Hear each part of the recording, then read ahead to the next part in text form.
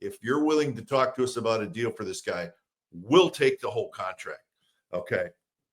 And as I said, we'll get into the numbers of the contract in a bit. But two, I think there's a lot of stories about Devers in Boston. They had some disagreements earlier this year, legitimate disagreements. I don't think the organization, the front office of the Red Sox handled it great. I'm not sure Devers really handled it that great either.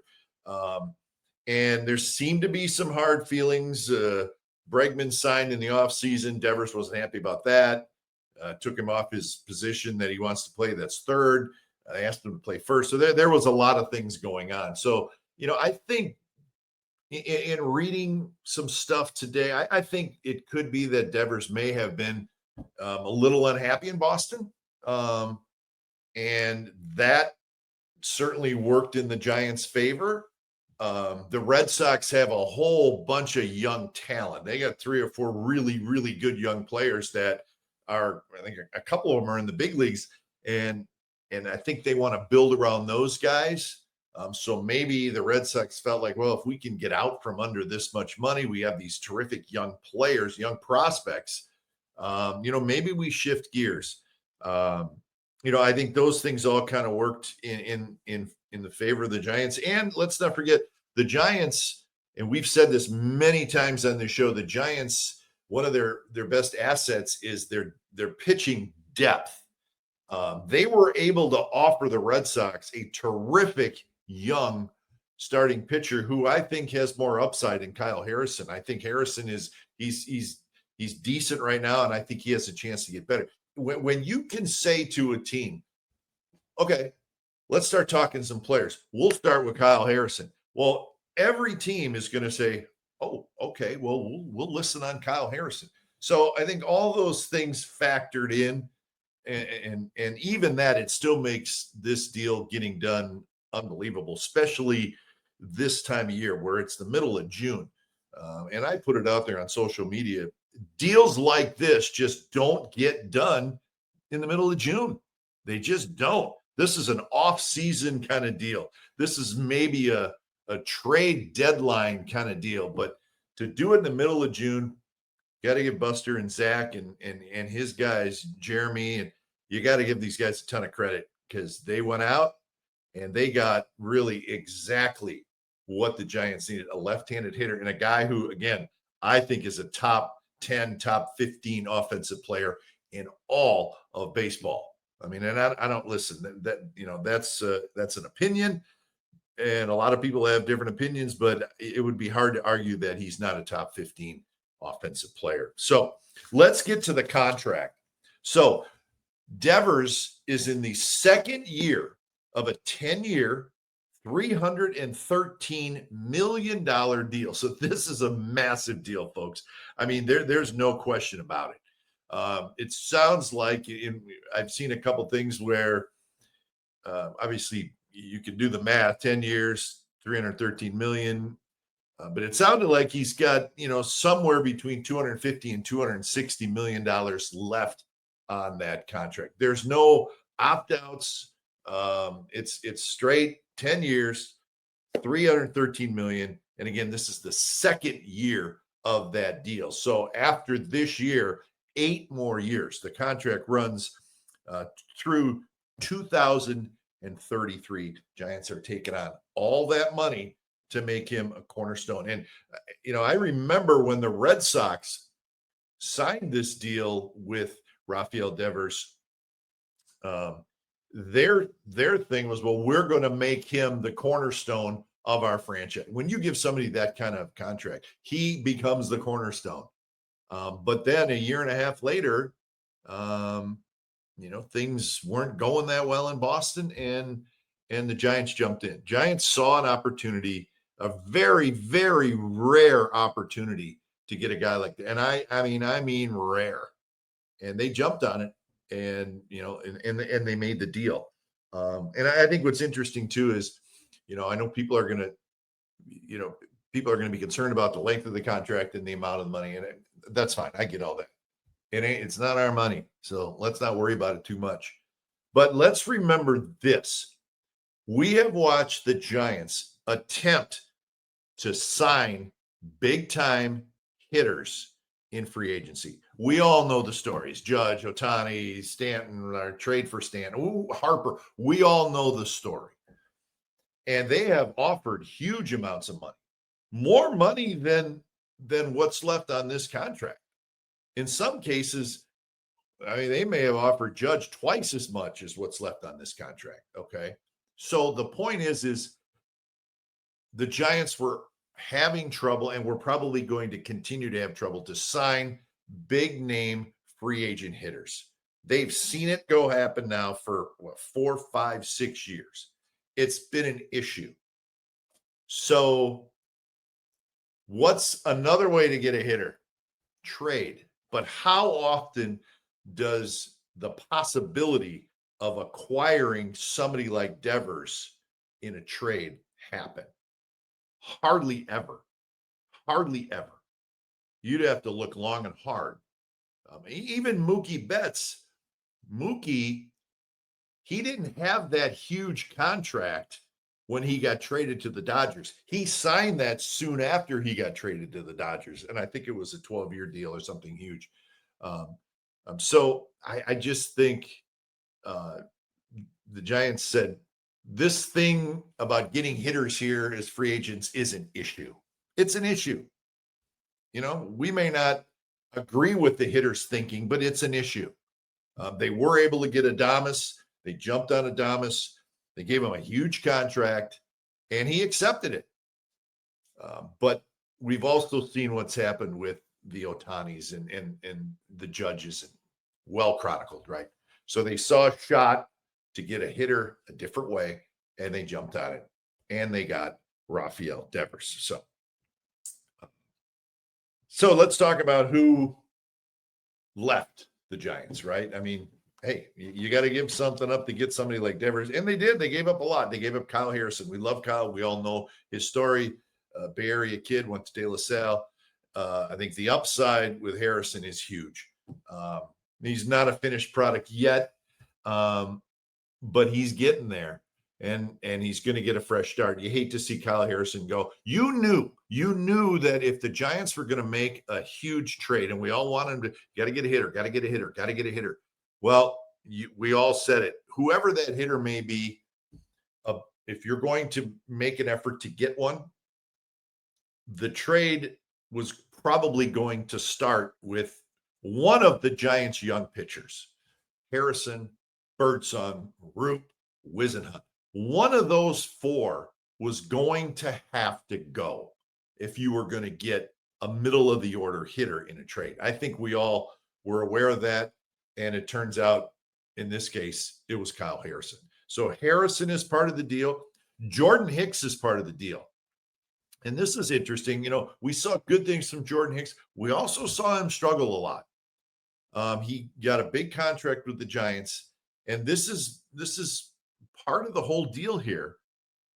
So Hicks, after this year, still had $22 million left on his contract. You got a 4-year deal. This was year 2 of a 4-year deal. So the Giants are getting out of that contract. So they get a little help financially there with Jordan Hicks. And Hicks, you know, man, there was so much upside there, and you just felt like there was more there. But I think they'll be okay without Jordan Hicks. He got bumped out of the rotation into the bullpen. He's on the injured list right now. So Harrison, Hicks, the Giants gave up last year's number 1 draft pick. His name is James Tibbs III. He's a left-handed hitting outfielder. He was at High A Eugene and having a really good year. The kid was starting to hit home runs. He's got 12 home runs. Again, a high draft pick, pretty good-looking hitter. Some of the numbers that jumped out, he's got a great, more walks than strikeouts. Again, but at High A Eugene, so a little ways from the big leagues if he were to get to the big leagues. And then they gave up a 20-year-old right-hander who's pitching in rookie league down in Arizona named Jose Bello. We don't know a lot about him. Again, he's only 20 years old. So you start to look like, okay, you knew you're going to get take a hit losing Harrison, but you got other young pitchers. You got Carson Wisenhunt, you got Seymour. So there's that depth. We've talked tons about the pitching depth the Giants have. They're able to do that because they're able to trade Harrison because of this depth. Hicks, listen, you're getting some money back. You're saving $22 million on a guy that you just weren't sure where to put him. That's real. You weren't sure what to do with Jordan Hicks. So that tells me that I don't know that you're going to miss Jordan Hicks. Tibbs, the Giants have a whole bunch of outfield prospects down in the minor leagues, lower minor leagues. They got a Dakota Jordan. They got a Carlos Gutierrez. They got a Lisbel Diaz in San Jose, all legitimate prospects. A long ways to go yet. They're raw, but that's just in San Jose. They got a really good looking hitter in Bo Davidson and Scott Bandura, a couple of left-handed hitters at High Eugene, where Tibbs was.